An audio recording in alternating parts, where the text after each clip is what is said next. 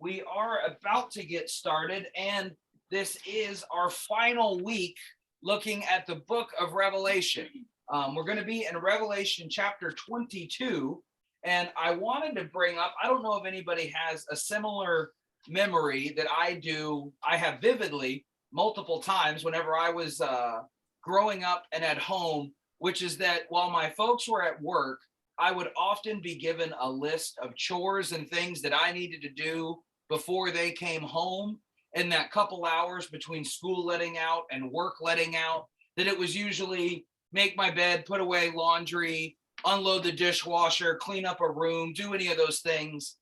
And invariably what would happen for me is that I would get home and I'd sit on the couch after getting home from school, and I would sort of mentally entirely shut off, and I would live in that mode until I heard the garage door begin to open outside as my mom was opening that as she was pulling in. And I would have about 27 seconds where I was the most productive I've ever been in my life of trying to do everything all at once and run around and do it all. And there was a frantic panic of trying to accomplish everything you could ever do.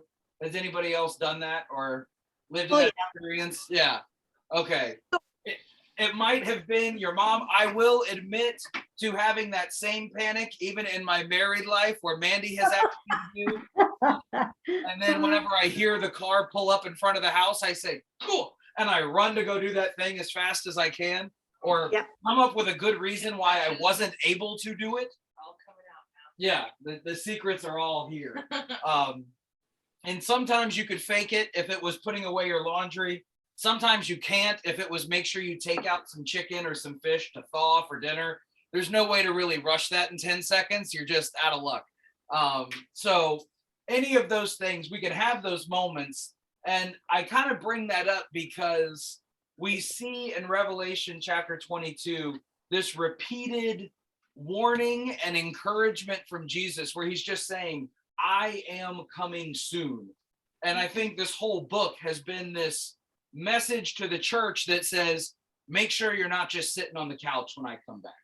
This whole vision, this whole message has been encouragement and a prodding to faithfulness, so that whenever that moment comes, we're not left in that 30 seconds of frenzy saying, how can I make up for lost time? I need to do all the things I can do right now. And so we're going to have a bit of a retrospective at the end and be able to look back on all that we've studied and looked at over the last few months. But I wanted us to just jump in and see what God's word is for us in chapter 22. We're going to read the whole thing. It's only about 21 verses. And it kind of picks up right where we left off last week with the vision that John is having of this new Jerusalem, the bride of Christ, or the bride for Christ that's prepared for him as it comes down. And there's this very vivid description and beautiful description of this city. And so chapter 22 begins with John explaining and continuing in this vision. And he says in verse 1, then the angel showed me the river of the water of life, as clear as crystal, flowing from the throne of God and of the Lamb, down the middle of the great street of the city. On each side of the river stood the tree of life, bearing 12 crops of fruit, yielding each fruit or its fruit every month. And the leaves of the tree are for the healing of the nations. No longer will there be any curse. The throne of God and of the Lamb will be in the city, and his servants will serve him. They will see his face, and his name will be on their foreheads. There will be no more night. They will not need the light of a lamp or the light of the sun, for the Lord God will give them light, and they will reign forever and ever. The angel said to me, these words are trustworthy and true. The Lord, the God who inspires the prophet, sent his angel to show his servants the things that must soon take place. Look, I am coming soon. Blessed is the one who keeps the words of the prophecy written in this scroll. I, John, am the one who heard and saw these things. And when I had heard and seen them, I fell down to worship at the feet of the angel who had been showing them to me. But he said to me, don't do that. I am a fellow servant with you and with your fellow prophets and with all who keep the words of this scroll. Worship God. Then he told me, do not seal up the words of the prophecy of this scroll, because the time is near. Let the one who does wrong continue to do wrong. Let the vile person continue to be vile. Let the one who does right continue to do right. And let the holy person continue to be holy. Look, I am coming soon. My reward is with me, and I will give to each person according to what they have done. I am the Alpha and the Omega, the first and the last, the beginning and the end. Blessed are those who wash their robes, that they may have the right to the tree of life and may go through the gates into the city. Outside are the dogs, those who practice magic arts, the sexually immoral, the murderers, the idolaters, and everyone who loves and practices falsehood. I, Jesus, have sent my angel to give you this testimony for the churches. I am the root and the offspring of David and the bright morning star. The Spirit and the bride say, come. And let the one who hears say, come. Let the one who is thirsty come. And let the one who wishes to take the free gift of the water of life. I warn everyone who hears the words of the prophecy of this scroll. If anyone adds anything to them, God will add to that person the plagues described in this scroll. And if anyone takes words away from this scroll of prophecy, God will take away from that person any share in the tree of life and in the holy city, which are described in this scroll. He who testifies to these things says, yes, I am coming soon. Amen. Come, Lord Jesus. The grace of the Lord Jesus be with God's people. Amen. All right. So there's, as we've seen kind of every chapter, there's a lot going on here, both in wrapping up these visions, providing a final encouragement and warning to the church, and then ending this scroll with this kind of formula of trying to say, don't add to it or take away, and all of that as we go through. The last few weeks, I've kind of enjoyed taking a moment and just saying, does anything stick out to you or anything pop out to you that you say, either I've never noticed that before, I've never heard that before, or thought about that before, but man, that's just sticking out to me, bright and unmistakable as we read through this. Was there anything that did that for you this evening as we read 22? Verse 3, Verse 3, what about it? no longer will there be any curse. Yeah, I mean, just plain and simple. yeah. And I don't think I'd ever really realized that verse before.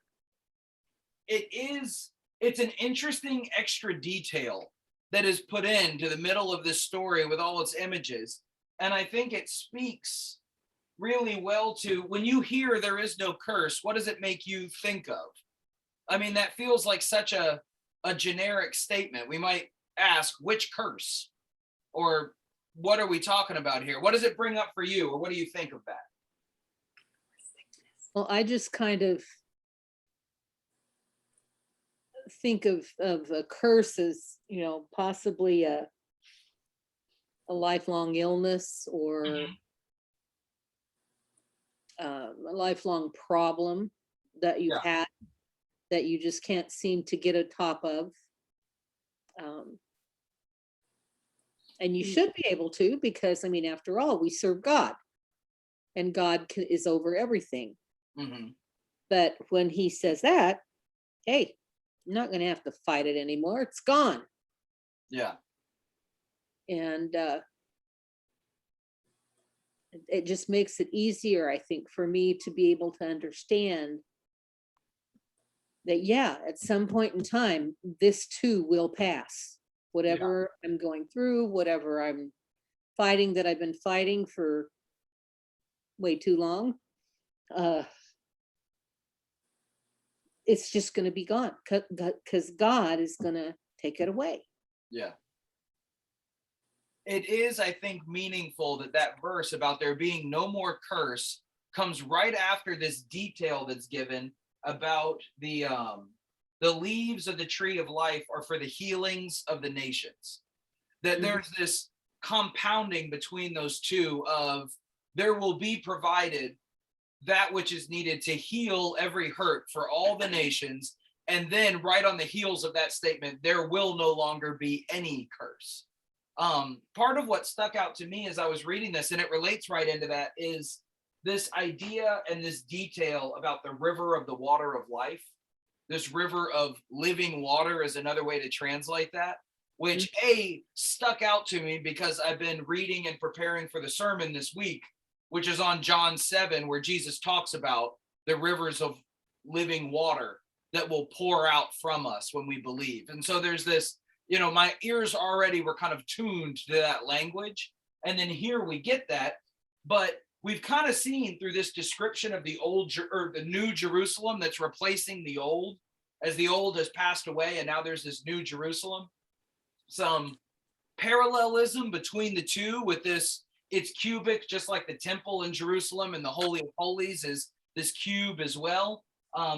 And there's this detail about this river that flows down the middle of the city from the throne of God. But what's interesting is that in the old Jerusalem, there is no river in the city. It is not built on the banks of a river. There's no river that runs through it. And so it's this extra addition to the city that might leave us saying, okay, well, why include this one detail? What does this image communicate, or what does it tell? And I think part of it is that we are getting this recreation of Eden, which especially comes up, and it might trigger for us when all of a sudden we have the tree of life showing up on the banks of this river. Because this river, especially to go to John 7, where Jesus is talking about this, kind of represents the Spirit, this river of living water that comes out, and the Spirit is being God's presence. And so God's presence is flowing from the throne out into the entire city, and it is bearing fruit on these trees in every season. There's no season where these trees are not bearing their fruit in order and in turn.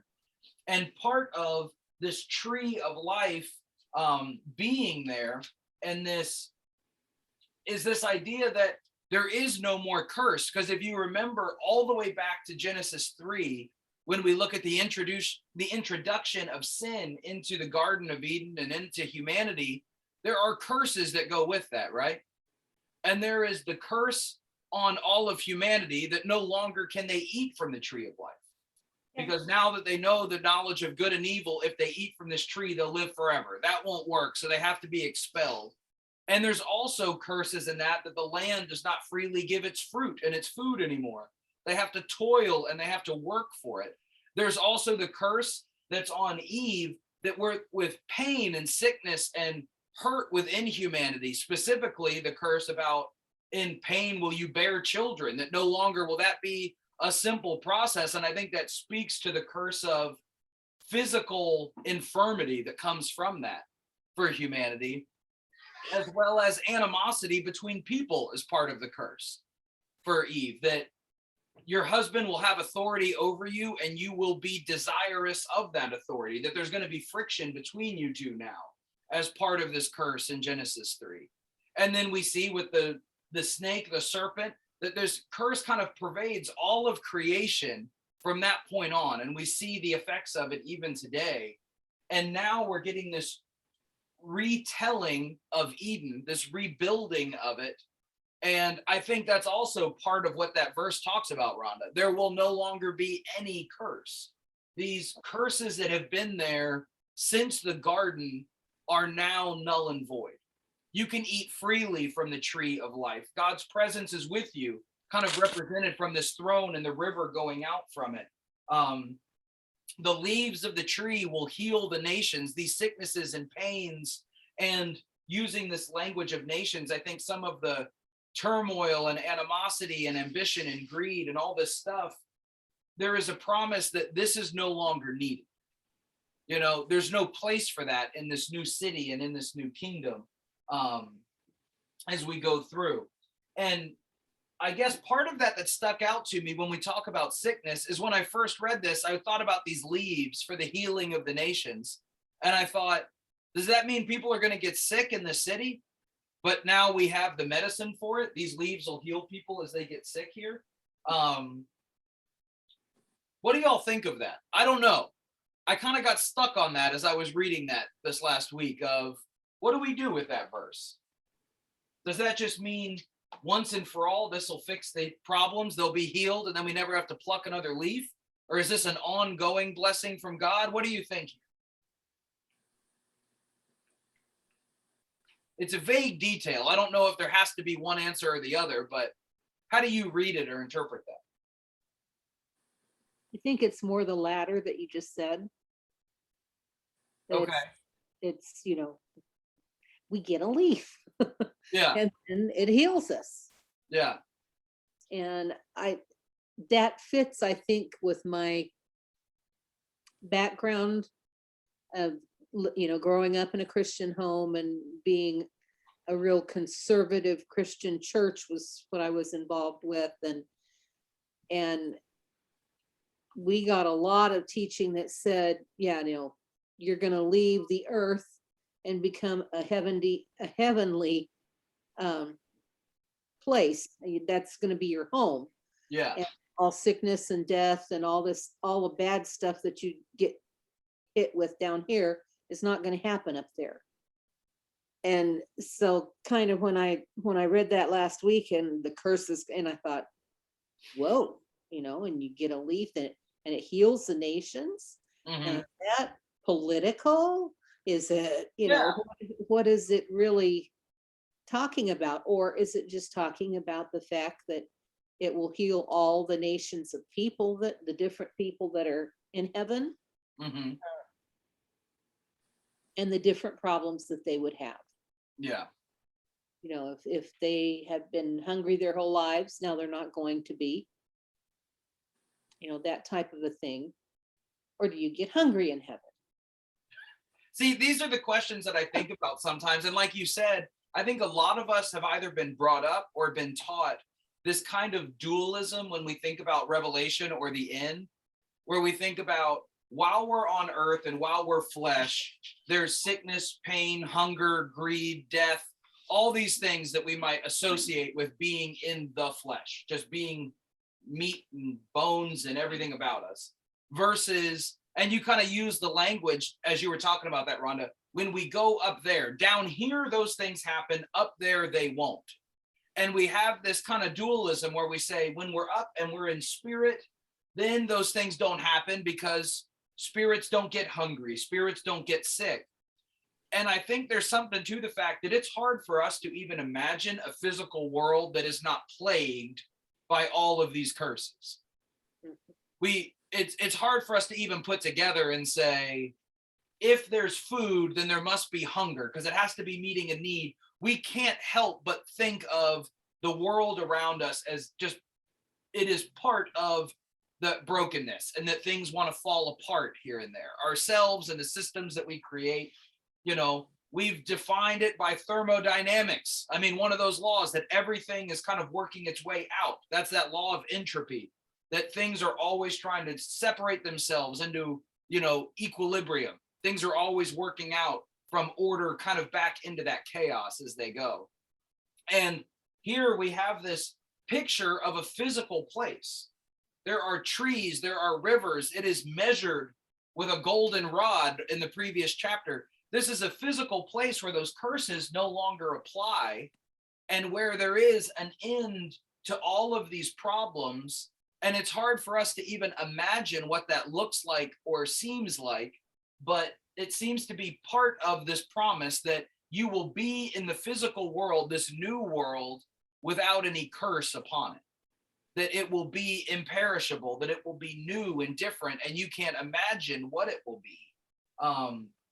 And some of these details that get used here just in this short chapter, and even in these first 5 verses of it, I think kind of speak to the priorities of that heavenly physical kingdom. I wrote down just a quick list of them, just kind of free association here, that there is life, the blessing of this kingdom, the healing in the kingdom, that we will serve him, that will be in his presence, and that there will be light here. all these things, these values that are kind of explained, help us to see what is prioritized and what is set ahead in this kingdom. That it is a kingdom of healing and light and service and God's presence and love and ownership in a healthy way, that we will be his people, that his name is written on our foreheads, like we are marked by God as his holy family and possession, and that curse of antagonism in that ownership relationship all the way back to Genesis 3 is abolished. That's not part of how we relate anymore as we go through. And so I think it's this really interesting reclaiming of that Genesis story right here in Revelation. From the very beginning and the end, this fall of Eden and now the rebuilding of Eden serve as bookends for all of the story of Scripture, of we reclaim that Eden and that paradise, and that's where we're going to be. And after that description, we get this in verses 12 through 17, this last encouragement and warning to the hearers of this scroll and of this prophecy. So in those verses, how is the final state or destiny of each person determined? You know, how are we judged by the words of by John in those verses?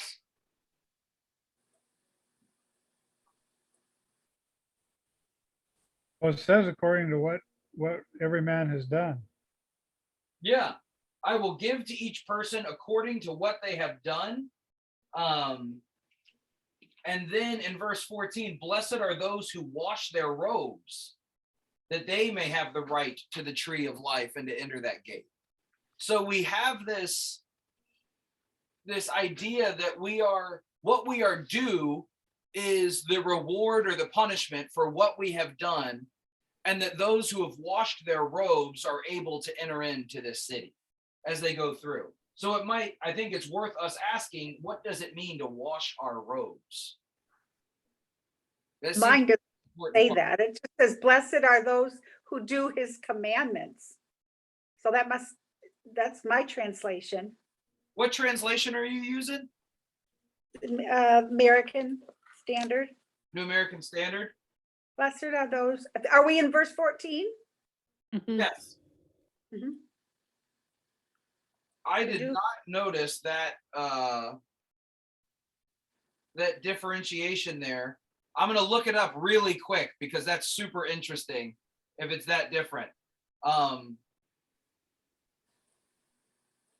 Okay, in the Greek, it is the washing of robes. So it sounds like the New American is making kind of an interpretive decision. They're answering that question for us of what does it mean to wash the robes? And what did yours say again, Sandy? Blessed are those who do his commandments. Do you agree with that decision that those translators are making there, that that's what this washing of robes means, to do the commandments? Al's giving me a very concerned shrug. He says, I don't know. Well, this is a scripture I heard a lot when I was little. Which way did you hear it? Well, we heard the washing the robes part. Okay. If you came to Sunday school and church with dirt on your socks or, anywhere on you and your hair wasn't combed and stuff, we had this sweet, dear little lady that just dearly loved God. And she had that scripture. I think it was tattooed on the inside of her eyes or something. And because she could just pop that out, and she usually popped you on the top of your head too, but that was before people couldn't touch children that were not acting as they should. So that is a very literal reading and interpretation of this verse. Yeah. That's about as literal as we can get in here. Blessed are those that wash their robes, so make sure that you're doing your laundry. Do we think, I see Sandy kind of shaking her head maybe a little on that, or somebody. What do y'all think of this? Do you think it's that literal? Blessed are those who wash behind their ears? I'm in trouble. Al is very concerned about this interpretation. Yeah. So the footnote for me in my Bible says, wash their robes, i.e. believers. Okay. That is being equated with belief and having faith in that way. And yours, you're getting that extra note there. And is that the Schofield Reference Bible? Is that what you have? The one I have is actually a New American Standard too, so I don't know why mine and Sandy's are different. Okay, Look at the might date of, Bible. You're in I'm in what? different Bible. Let me just think a minute. Which one am I in? I'm gonna have to look that up later. That's super interesting that it's different in that way. Right after we were talking about I'm sorry, I stand corrected. Mine's the New King James. New King James. New King James, yep, Okay. yep, the old one. I'll have to look that up and see where that variation is coming from, because that's a really interesting variation that they're pulling there. If that's from a manuscript or an interpretation thing, I don't know. But I think it's really interesting that we've had all of this image of this final city, this final blessing, and then we're given this. And I think there is something to, I mean, we just sang on Sunday whenever Dan and June were singing about, are you washed in the blood of the Lamb? And I think there's ample scriptural evidence to say that's part of what's being talked about here, especially throughout Revelation, where we've seen that those who have washed their robes, that they're wearing these white linens, has been synonymous with those who are believers in Christ. Those who have been, a lot of times it's being referenced of those who have been washed through martyrdom, those who have maintained their faith and overcome through every obstacle and persecution and opposition. And so I think there's part of that going on here of blessed are those who have overcome, that they will have the right to the tree of life and to enter the gates into the city. But then in that next verse, as much as we want to hold on to that one, then we get another one of these warnings, advice lists. Mhm. We know that those who wash their robes are going to come in through the gates, but outside of those gates, we get the list of those who are waiting there. And I don't think this is supposed to bring to mind for us this idea of a city wall, and outside of that wall are these ghettos of sinfulness that are kind of there, out like a literal outside of the gate, right outside of the gate are all of these people who aren't allowed in. Revelation has already given us a vision and an image of the destiny that awaits, and it's not waiting outside the gates of the city. It's the lake of sulfur and the burning fire and the second death. That's what's been set aside there. But I think part of this image is just to contrast the difference in these two destinies and in the lives lived that lead to each one. Like Mike brought up, that this is the rewards that Christ has in hand are for the things that we have done. And I think we would recognize that the things that all of us have done kind of divert us into the bad destiny here. But blessed are those who have washed their robes, who are no longer carrying the sinfulness, the dirt, the destruction and the destiny for that on them. And so it kind of highlights the difference between that. Yeah, Darla. so to me, from the very beginning, to me, what it hit me as wash their robes was to wash their life of sin and to ask for forgiveness. Yeah. And so, I mean, that's what, I don't know. No, That's what it means, lucky chest wigger. What did Al say there? No, I mean, I think that is definitely part of this image that we've seen throughout Revelation and then throughout the New Testament. When we talk about this washing language, it's almost always referencing this idea of being washed from our impurities, being washed from our guilt as being something that has soiled us and stained us.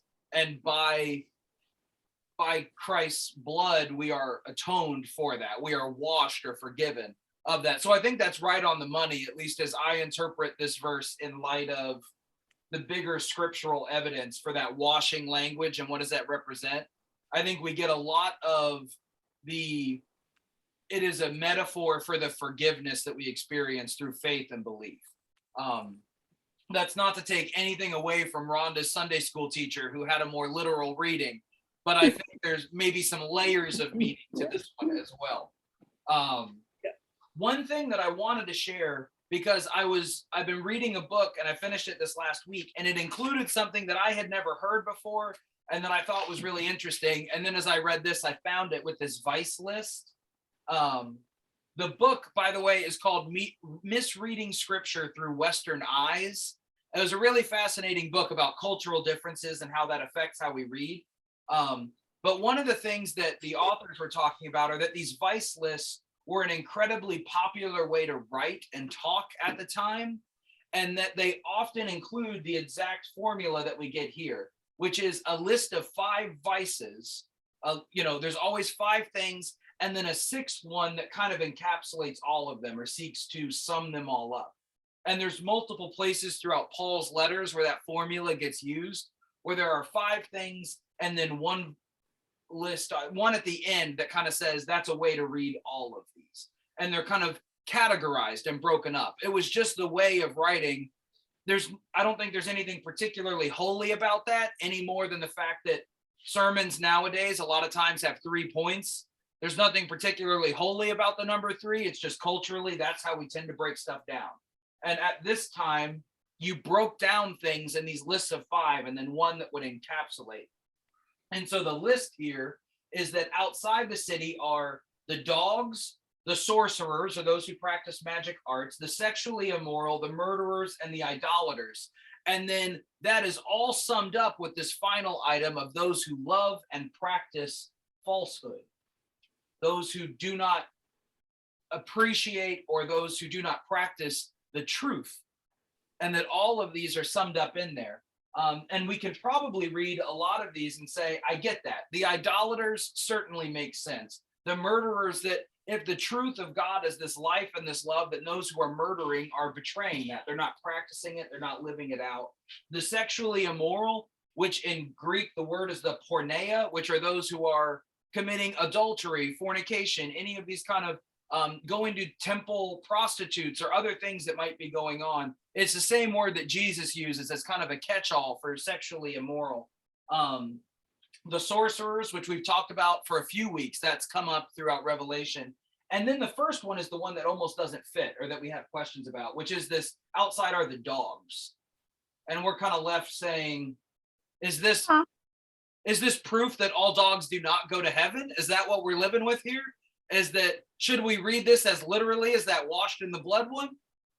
And I see everybody shaking their head saying no, because nobody wants to be. Mandy's going to hit me just for suggesting this, that that little Bonnie might not be there right now.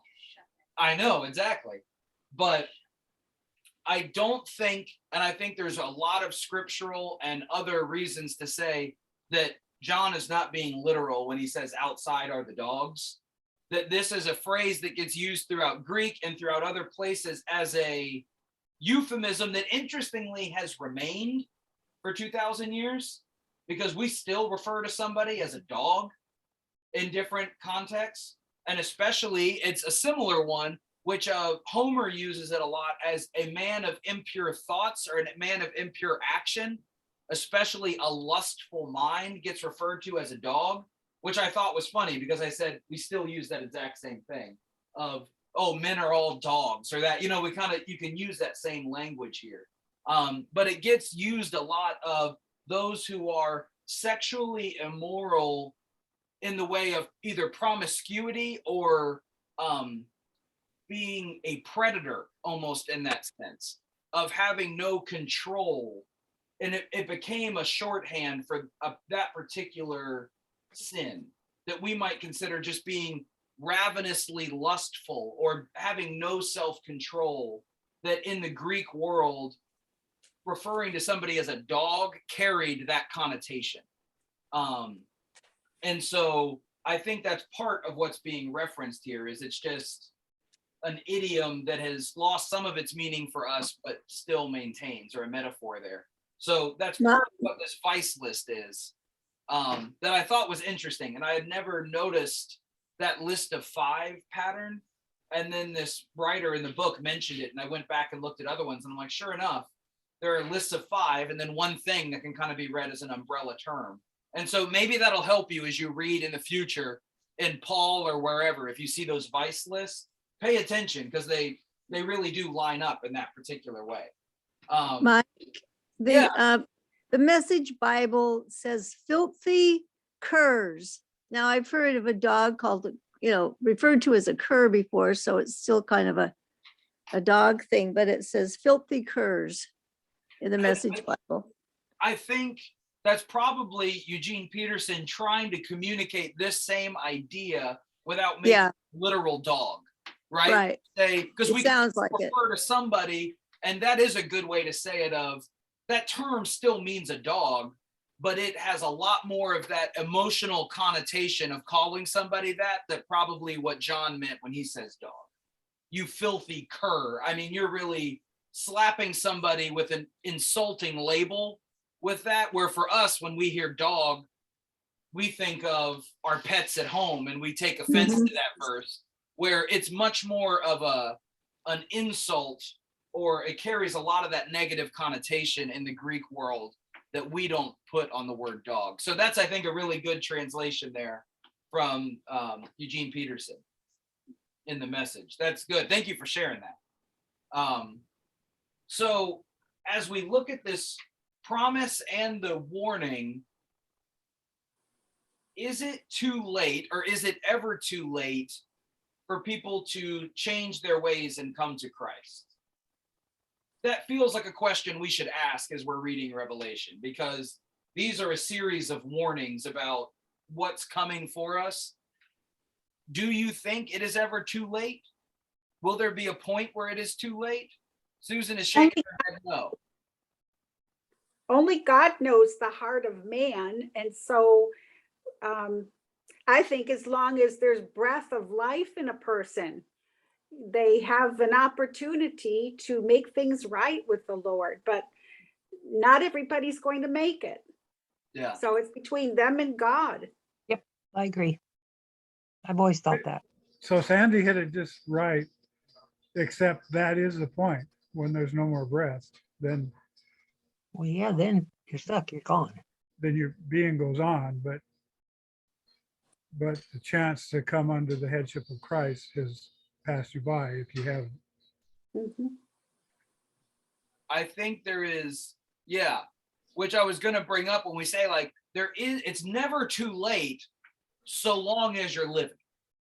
While we're living, we have that opportunity. And I'm not going to tell God, well, you can't forgive somebody after they die. I'm not going to put that limit on God. But it looks like when we read his scripture, when we interpret his word, he places that limit on us and says, this is how you can be saved. I'm not going to tell God that's the only way he can ever do it, but that's the way he has given us and said, be aware, this is how you will be judged. So I think it's incumbent upon us to say, I'm not going to wait and hope for a back door that God might give after I die and say, oh, well, surely he'll give another chance. He, by all of his scriptural account, he says, while we are here, we have this decision to make. And like you said, Sandy, as long as there's breath of life in us, it is never too late to come to God.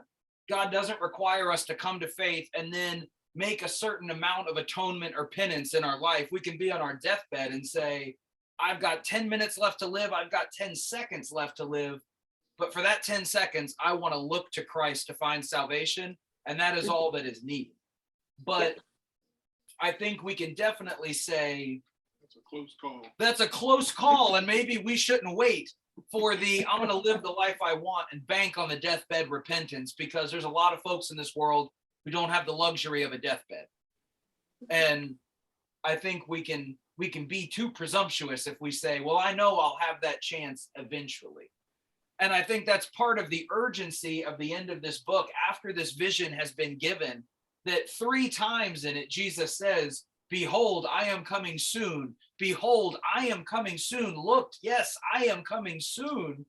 And that is all couched in the middle of verse 17 here, where the Spirit and the bride say, come. There is this urgency to it that says, all of this is going on. You've seen this picture of eternal destinies laid out in front of you. Now come. The Spirit says, come. The bride says, come. Let the one who hears say, come. Let the one who is thirsty for those waters of life come. And let the one who wishes come and take that free gift of the water of life. And I think that's crucial. This is a free gift. This is grace. It is in Greek charis, which means that it is something that is not bought, it is not earned, it is not deserved, it is given in relationship with God.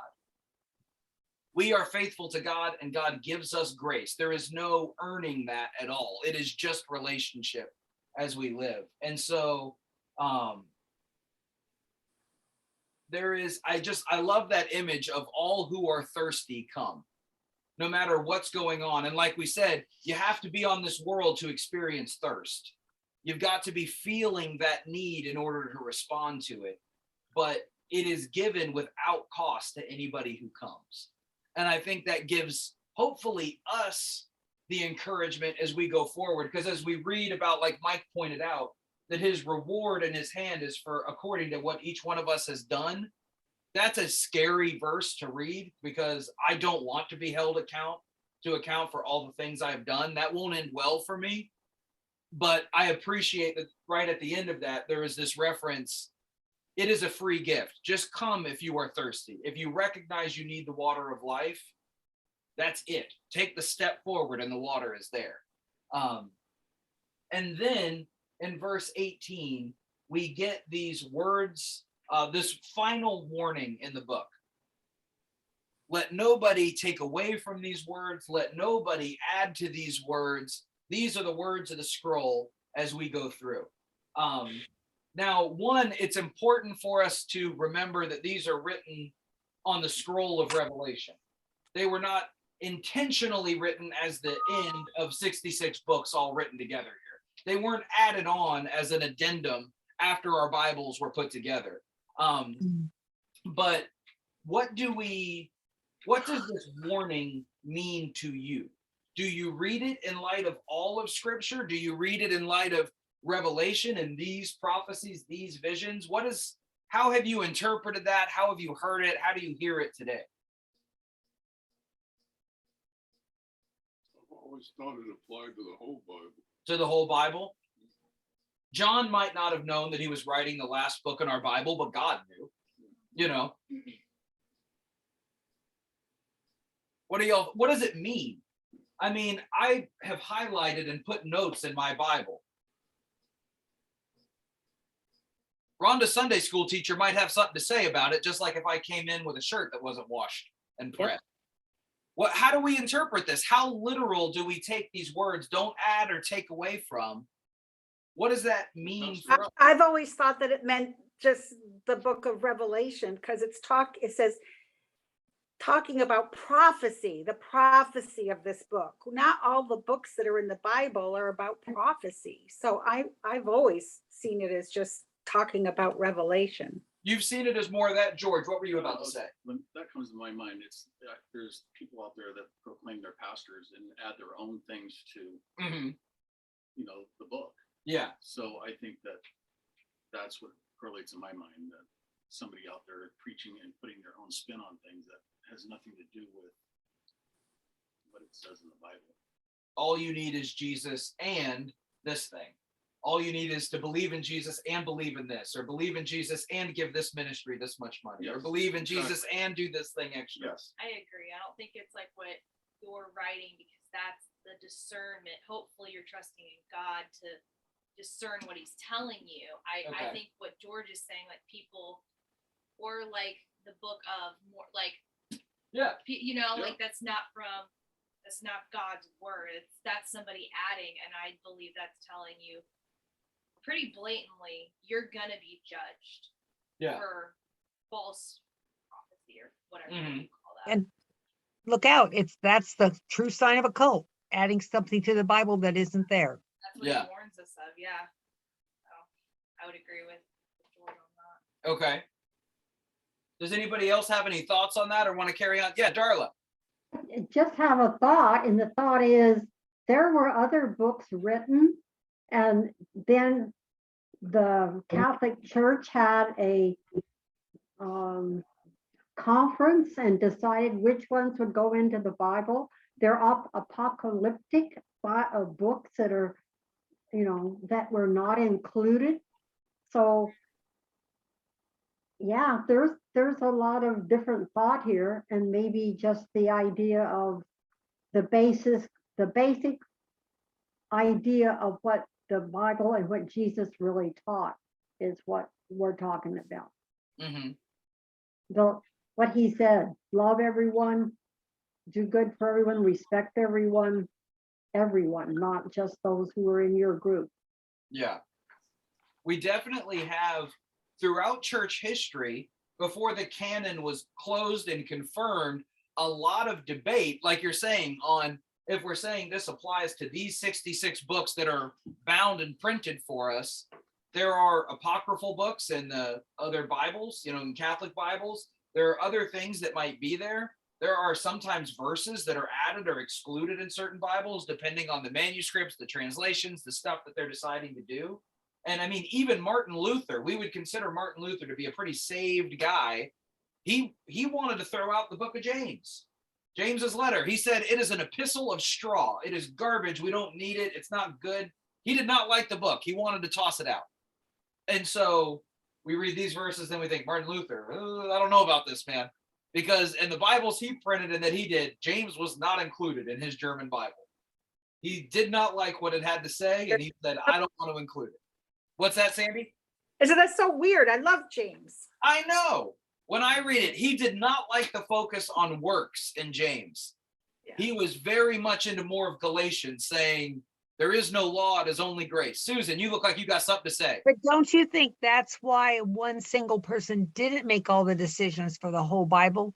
And because God, I don't know how to say it properly, but anyway, the decision rested in many people, and they got together and God honored. They were together and he put it in their brains and their minds as they met together how it would go. And he didn't let it be one single solitary soul.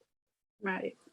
Another reason why some of those other books are not so hot, because it is one single person. Yeah. There is a doctrine, a Christian doctrine, that is about that God's preservation of his word, which says that we have received that word because God has done both supernatural and communal things to make sure that that word has remained for us. That we don't say, well, these prophecies that God spoke about his son Jesus, we wish we had the scrolls, but they just didn't make it to us because they all got burned up in a fire or they all rotted away in a cave, and we wish we would have had them. That part of the reason why scripture has been copied more than any other ancient book throughout human history, and why we have found Dead Sea Scrolls and other fragments and things that give us God's word, and that we have had multiple conferences and conventions of Christians over 2,000 years who have met, prayed, considered, and studied and said, these are the texts, and that we have this canon that says, this is God's reliable word and his witness about his work throughout human history. This is what we can trust, that how we're saying hasn't been added to by this cult or that group or somebody who had an agenda, but these have been the texts that have led God's people consistently throughout all of history, that we can rely on those. And I think there is a lot of weight, just like you're saying, Susan, that we don't have to fear, well, we're reading this book and then we have to go into a history lesson and say, and what was the agenda of the person who added this one in?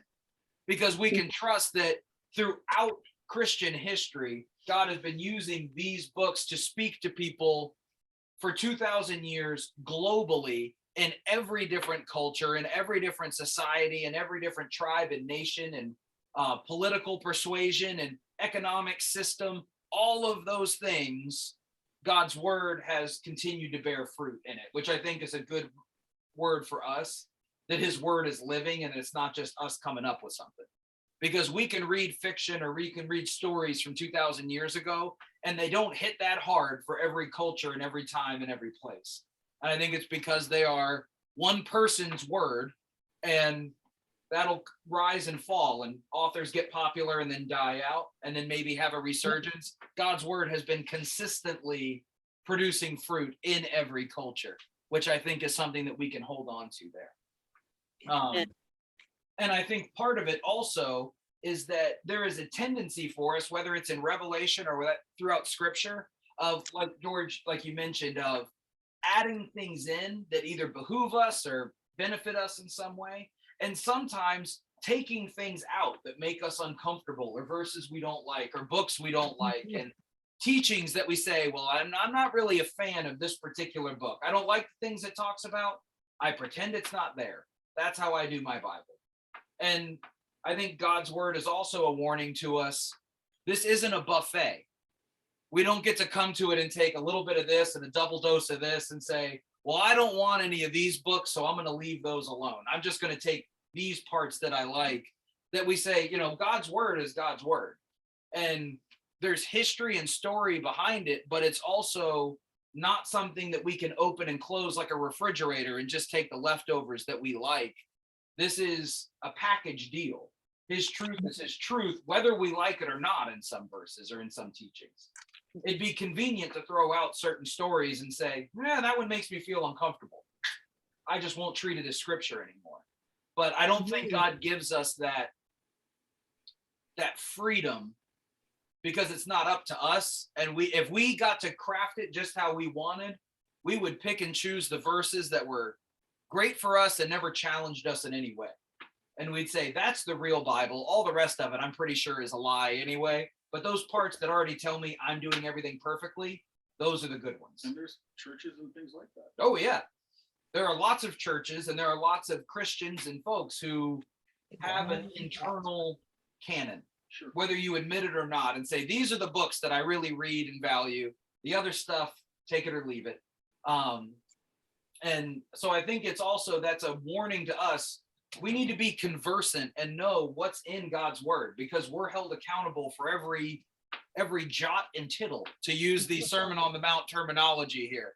Every dot of every I, the cross of every T, that is all God's word to us. We've been entrusted with it.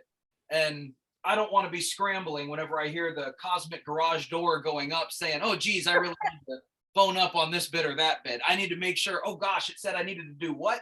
Like, I don't want to have to be doing that. I want to be a little more secure in my faith, my reading, and my understanding of what God's call is for us as we go forward, without adding to it or taking away, which I think is part of that, Susan, the blessing of community, because it is easy for any one of us to add or take away without even realizing it. And that's when we need a church family and Christian community who can come around and say in love, hey, I think you're forgetting about this particular teaching or this particular verse or book. How does that fit in with that thing you just said?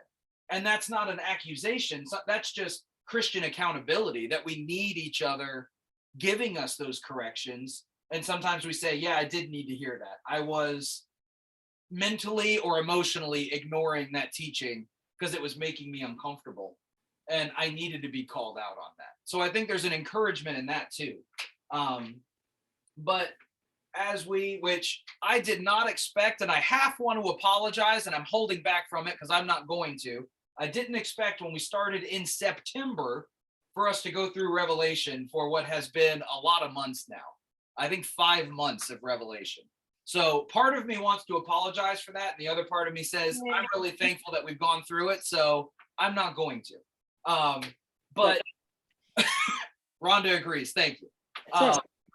What do we have, or do you have any reflections, thoughts, things that you've learned or things that have come out to you in the last few months, or maybe questions that persist and say, I'm still sitting with this one and it hasn't really been answered or come around full circle in this time?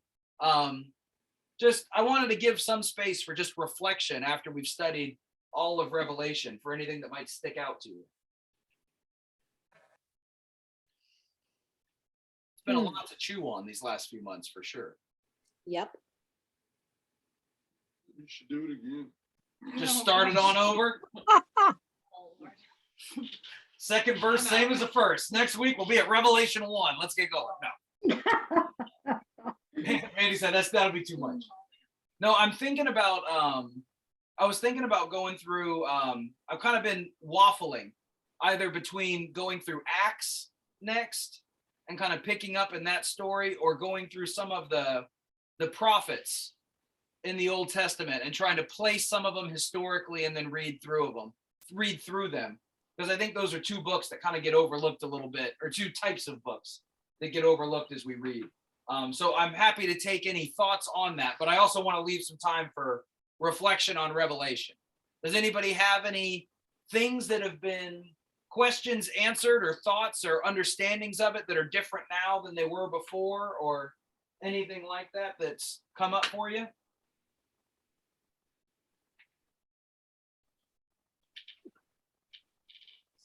Gotta let it just mull, simmer.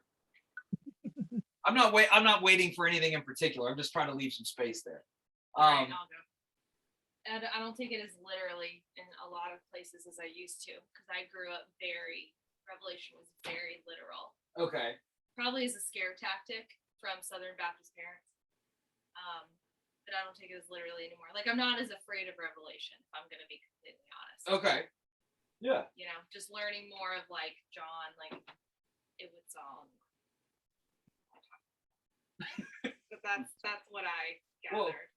Well, I think that's good. I don't think we should be afraid of Revelation. Well, when you're 8 years old and they're like, you better not do anything bad ever, because those 7 years of tribulation and the monsters, I mean, Yeah. it's like, it's terrifying as a kid, Yeah.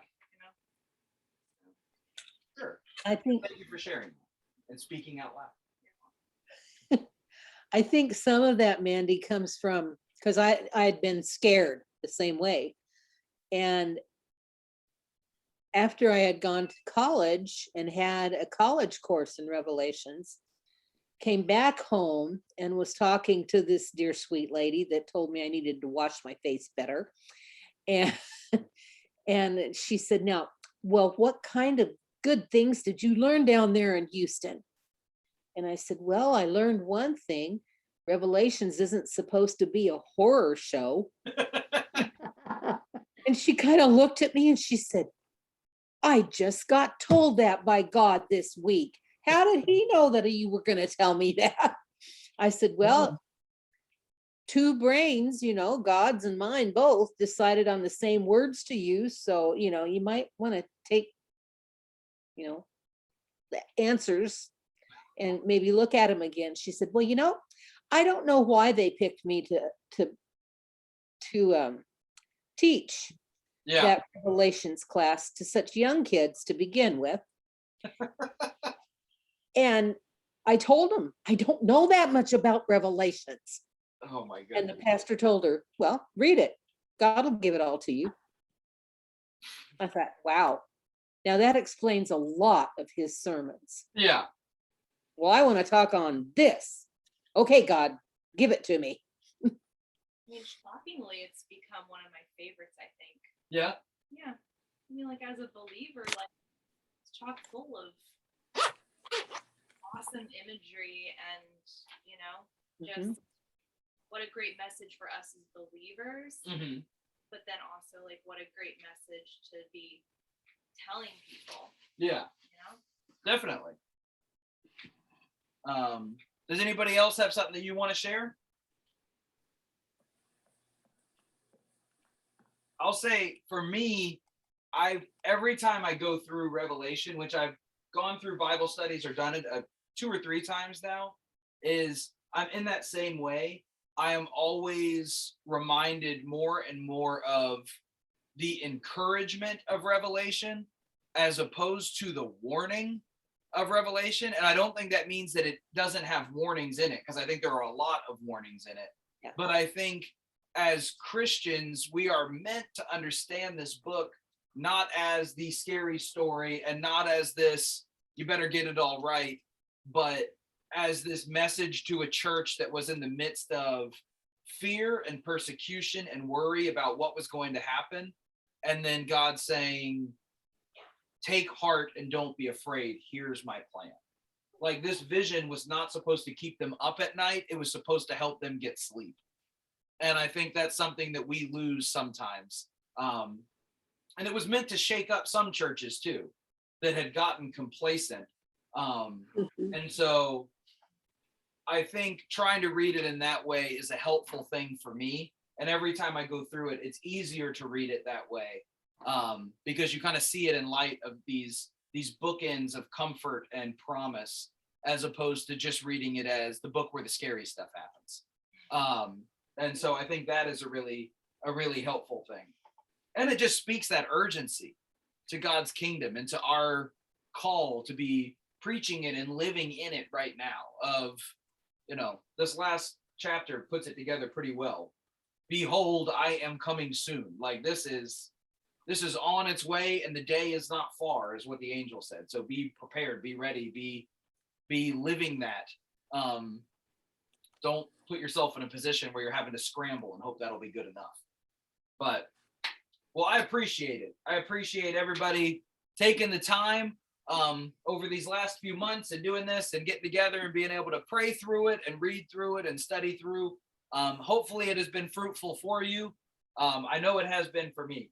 So does anybody have any particular leaning or thoughts about what we do next? Whether it's, I'm kind of leaning between either doing Acts and reading through that story, kind of just understanding the chronology and the story of Acts, or going through some of the prophets and kind of placing them within their context and what that message is and what it means. Do you have any thoughts, or I can let you think about it, pray on it for a week, and well, not for a whole week, because I'll have to also study and get ready. But if you wanted to pray on it, just let me know. Does anybody have any initial thoughts? I kind of like to look at the prophets. Are Okay. you talking about the major or the minor prophets? I was thinking about doing the majors because I haven't counted out potentially preaching on some of the minors through the middle of the summer. Okay. And so I want to leave a little bit of room there. But yeah, I was thinking about doing maybe one or two of the majors and kind of going through either Jeremiah and Lamentations, which that might be kind of a downer after doing Revelation. But, some of these others are just looking at the stories of them, where they come from. Because I think they all get painted with a very similar brush for us, where we just say, these were angry people in Israel's history telling them the word of God. I don't know. It happened when they were doing bad stuff. At some point in there. But I think there's a little more history to it than that. But think about it. If you have any thoughts or references, Darla. I'm the opposite. I'd rather go through the Acts. Okay. Well, I'm going to speak up because that's how I like feel. it. So. Whichever one I choose, I promise it's not an attack on the other one between you two on my screen right now. But I've got to pick one, and one of you is going to say, he didn't listen to me. And for that, I apologize. Word of God. It's the word of God, and it doesn't matter. We're all going to get fed very well. For sure. Well, good. Let me say a prayer for us and close us out, but I appreciate everybody attending, learning, reading, praying together. And I'm really thankful for the gift and the gift of this group together and just what it's been able to do. So thank you guys for being a part of it. Let's pray together. Father, we thank you for your word, and that your word is sufficient. You have given us not only a history of your love and your commitment to the world and the people that you have created, but also a word of encouragement in the midst of all the stuff going on in our world, that you are faithful and true and that you will come again. So help us to be fed by your word this week and through our lives, that we would continue to come to you, because we know that your wisdom will see us through each and every moment, that you will give us strength through your living word, all the way to that point where we see that river of living water, God. Continue to be with us and guide us, strengthen us and encourage us, and help us to follow you each day. We love you and we praise you, Father. Amen. Amen. Amen. All right. Thank you all and have a wonderful night. Thank you. Good night, all. Thanks. Bye. Hey, everyone.